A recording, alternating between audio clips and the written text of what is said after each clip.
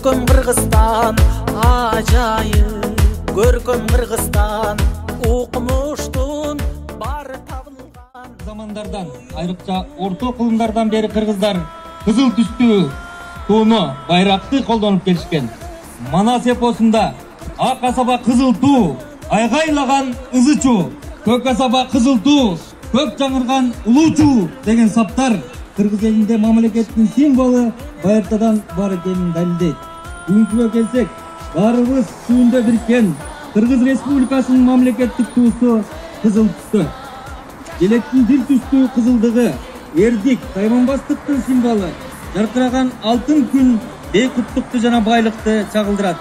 Ал эми түндүк үй кутунун символу, алам катары дүйнөнү алда канча кеңири түшүнүүдө бир айлампага бириктирилген 40 нур байыркы 40 уруунун бирдиктүү Кыргызстанга бириккендигин айгинелейт. Тугармап берем Кыргызстан